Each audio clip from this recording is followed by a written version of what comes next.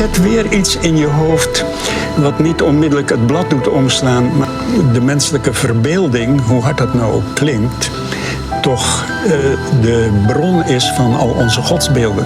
Where is God? He's nowhere.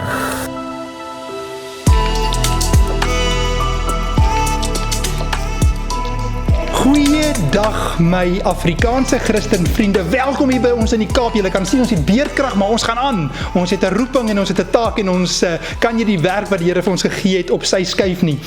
Vandag gesels ons weer oor foutlyne in teologiese opleiding. Ons is besig met 'n reeks, 'n nuwe toerustingreeks waarop ons begin werk het. En ons gaan vandag verder werk oor staatskaping van teologiese opleiding. Julle sal onthou, ons het gepraat oor die Duitse kaping met Martin Luther, wat het daar in daai tradisie gebeur. Toe is ons Switserland toe na Calvin toe, Genève, wat het daar skeef geloop, en vandag is ons in Nederland. So ons gaan so 'n bietjie 'n oorsig wil gee en vir jou probeer toerus, sodat jy kan besluit of jy dink dit billik en goed en reg is, dat die staat akkreditasie en grade beheer van kerke. So kom ons begin 'n oorsig hier oor die Nederlandse verhaal van teologiese opleiding. Nou, na Calvin hulle in Genève begin het in 1559, het Nederland sy eerste universiteit gekry in 1575 en dit was by die beroemde Leiden. Nou laat ons net eers vinnig sê, Leiden het ook 'n interessante verhouding gehad met die kerk, maar ook met die staat. En julle sal onthou, by Genève het die stadsraad 'n wesenlike teenwoordigheid gehad met teologiese opleiding. Hulle het die professore betaal en in Leiden sou daardie greep nog sterker gewees het, in Leiden.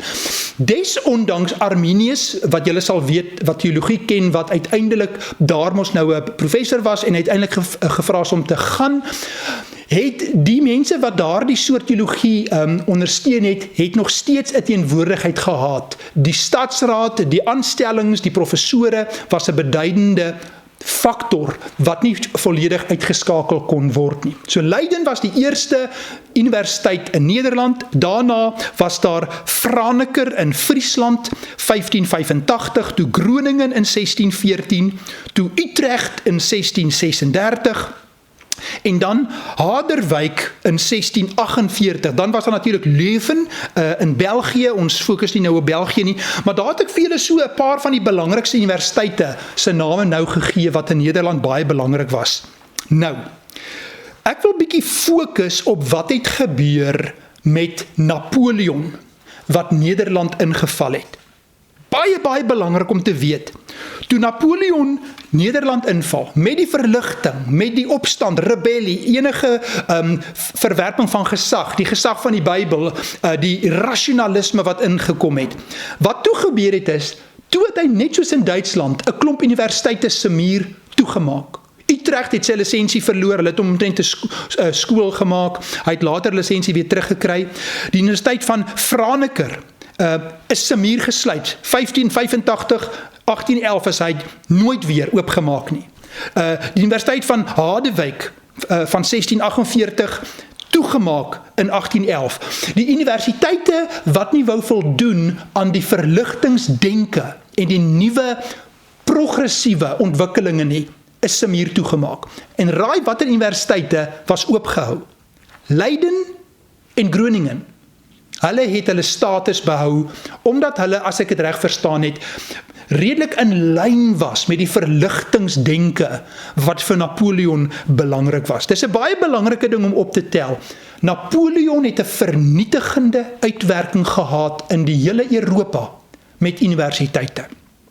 En nou wat baie interessant is, kort na Napoleon se bewind en die universiteite wat nou daardie denke, die rationalisme, die verligtingsdenke verder uitgebou het die koning van Nederland, en dit was die prins van Oranje, koning Willem die Eerste, hy het teruggekeer, en wat toe gebeur het hy in 1816 basies beheer oorgeneem van die kerk in Nederland.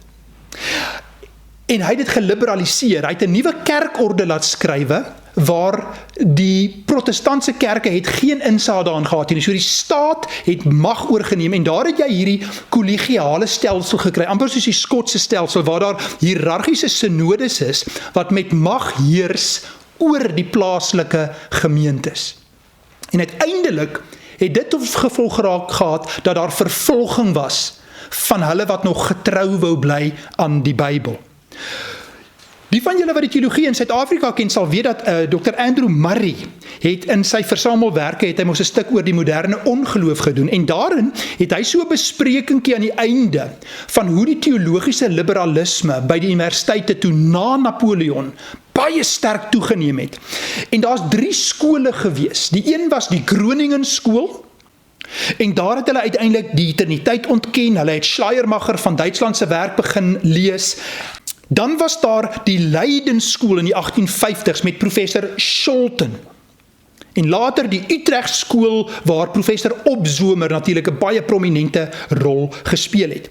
Nou, baie interessant is, Andrew Murray skryf hier dat vir jong tokkelokke wat by hierdie fakulteite gestudeer het, was dit baie moeilik om getrou te bly aan die woord. Hoor byvoorbeeld wat sê hy hier, hy sê, vir jong manne wat onervare is sy, dit was nou professor Opzomer, se welsprekendheid byna onweerstaanbaar. Baie ortodokse huisgesinne het helaas al die treurige gevolge ondervind van sy bekorende mag oor hulle seuns wat hulle gehoop het om eendag die evangelie te hoor en te verkondig. Hierdie teologiese liberale professore by die staatsuniversiteite het 'n merkwaardige impak gehad op die predikante van die volgende generasies. En dis in daardie tyd wat die vervolging van behoudende predikante begin plaasvind het. En die eerste beroemde ontwikkeling daarvan was natuurlik met die afskeiding van 1836. Daar was 'n dominee Hendrik de Kok. Hy het by Groningen studeer, hy het 'n liberale teoloog geword, en toe het hy 'n teologiese 'n gereformeerde bekering gehad. Hy het Calvynse instituties ontdek, en toe begin hy te preek daaroor.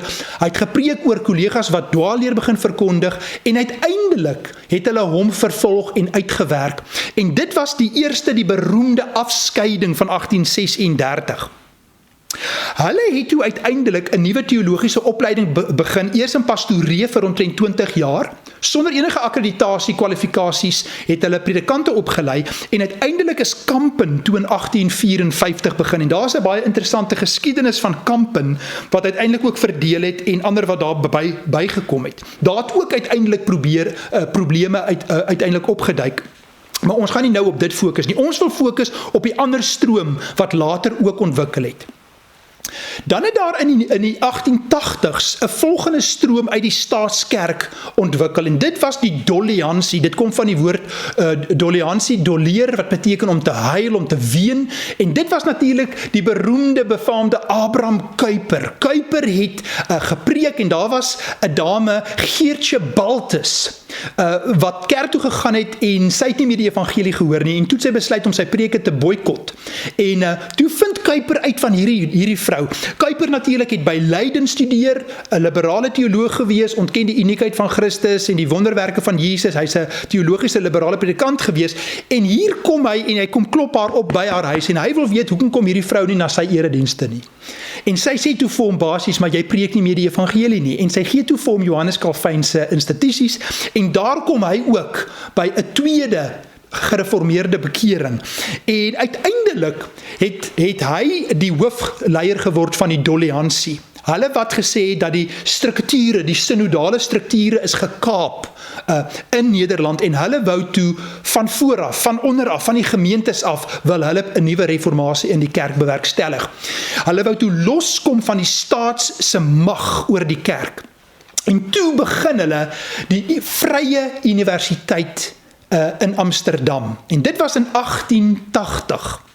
En van kardinale belang vir Kuyper was om onafhanklik van die staat te wees. Hoor wat sê Kuyper op 'n stadium, hy sê, aanhaling, vir my regeer een begeerte my lewe, een drang dryf siel en wil. Dit is om God se heilige ordinansies te hervestig in kerk en huis, in staat en skool. Hy het uiteindelik ook natuurlik die president geword, die eerste minister in Nederland. Hy begin toe hierdie universiteit, onafhanklik van enige staatsbefondsing. Die idee is om gereformeerd te wees, terug na die reformatie, sonder die staat wat enige insaag het.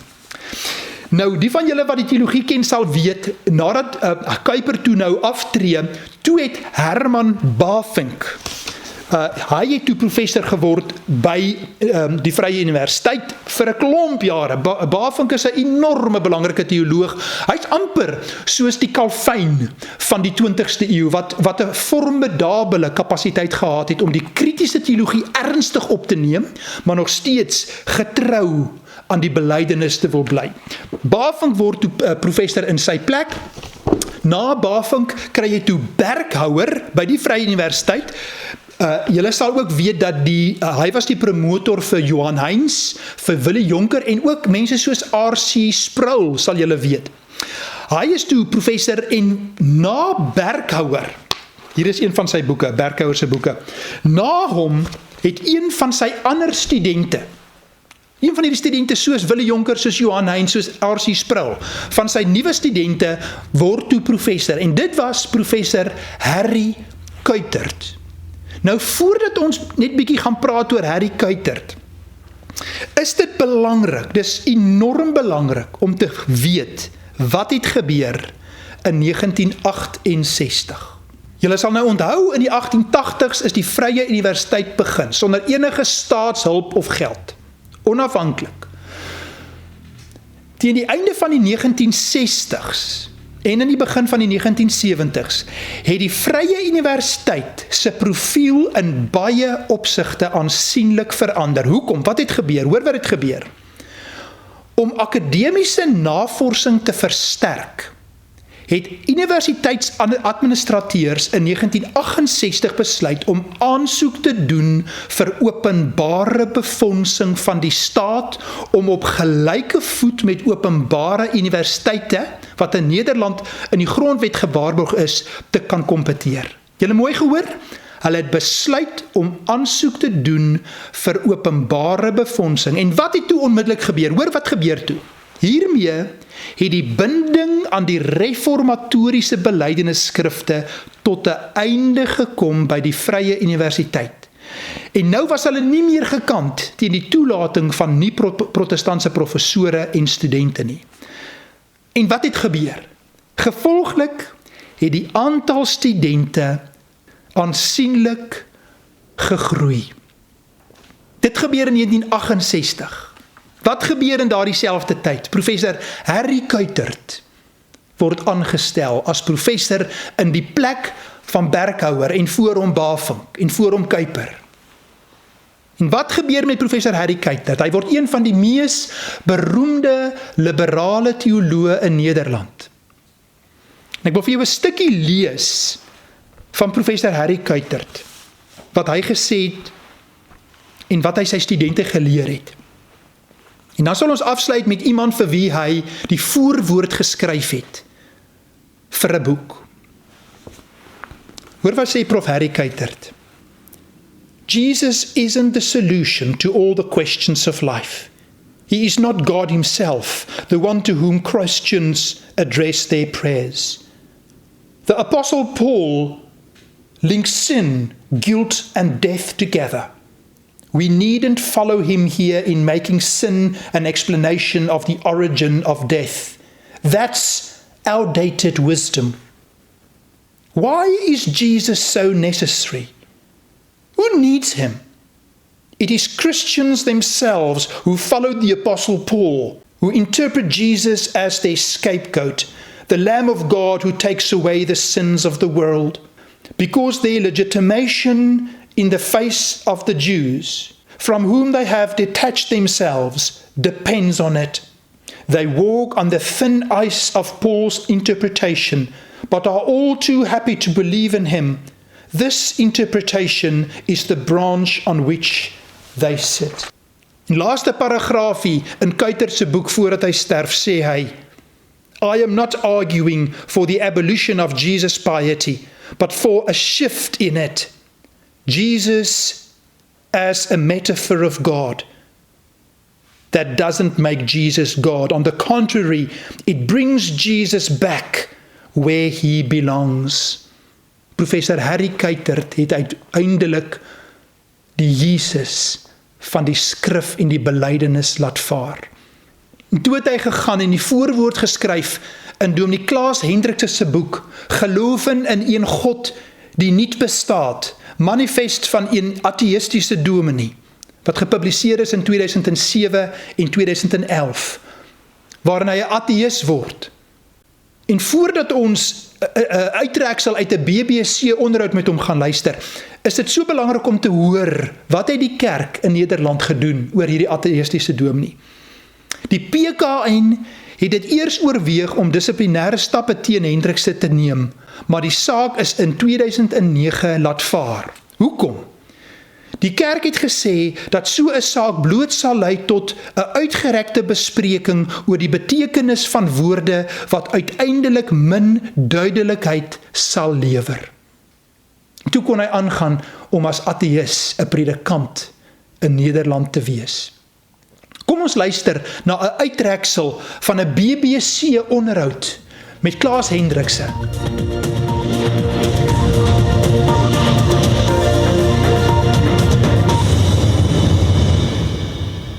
You don't have to believe that Jesus physically resurrected. There's an other way of looking at it. And the words life and death can also have different meanings than what we say that it means in 2011. Look back. But you say not only that Jesus wasn't necessarily physically resurrected, in fact you say he wasn't physically resurrected, you say he might not have existed. We only have a story, a mythological account of his life. Yes, his existence for me is not relevant. I mean, if you take, for instance, Socrates or Dionysus, a Greek god, they both have a lot to tell me. I'm sure they never existed. For Christians, that's no point. Of course, Dionysus never existed, but Jesus is the exception. He did exist. Why? Because, so I say, his existence is not relevant, because the message, or what the story about Jesus has to tell me has nothing to do with his physical existence. But it's a central feature of Christianity that Jesus did exist, that he was the Son of God, and that he was resurrected from the dead because he was the Son of God, and that process, his death on the cross, was designed specifically by God to liberate everyone from their sinfulness. That's the central tenet of Christianity, surely, and you're saying that's not necessarily true? That's correct. It's a misunderstanding of what Paul said. That makes you no longer a Christian, surely? Well, I don't, if you ask me, are you a Christian? I say, well, I am a reverend in a Christian church, so I cannot say I'm not Christian. But the Christian code is for me too narrow.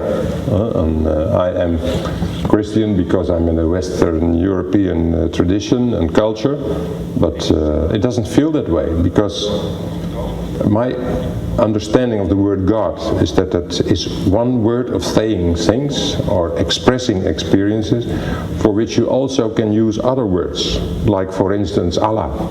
If in the future your model of Christianity that we've talked about were to survive and be successful, would it show that there is a usefulness, or that Christianity could have a usefulness disconnected from God? I mean, even now. No. Don't misunderstand me. For me, the word God is important. The only thing is that it's not a being, not an existing being. When it happens down to earth, between you and me, between people. That's where God can happen. And is God a supernatural being? No, God is not a being at all. Is God a supernatural thing? No, God is not a thing at all. What is God? It's a word for experience, for human experience. My vriend in die Here, het die staat die opleiding van predikante gekaap, ook in Nederland. My vriende, kan ek jou oproep, kan ek by jou pleit om saam met Paulus die volgende te glo en te leer. Verkondig die woord, hou tydig en ontydig aan, weerlê, bestraf, bemoedig in alle geduld en deurlering, want daar kom 'n tyd wanneer hulle die gesonde leer nie sal verdra nie, maar omdat hulle ore gestreel wil word deur wat hulle wil hoor, sal hulle vir hulle self leermeesters na hulle eie begeerte uitsoek. Hulle sal hulle doof hou vir die waarheid en hulle tot verdigsels wend. 2 Timoteus 2 vers 2.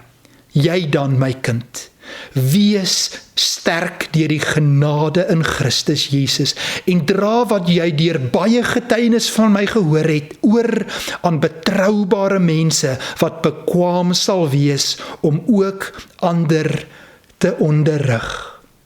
My vriend in die Here, het dit tyd geword om teologiese opleiding uit die magsgreep van die staat te neem. Dankie vir die saamkuier vandag. Jy is so welkom om kommentaar te stuur. Volgende keer kyk ons na staatskaping van teologiese opleiding in Suid-Afrika. Tot volgende keer. Totsiens.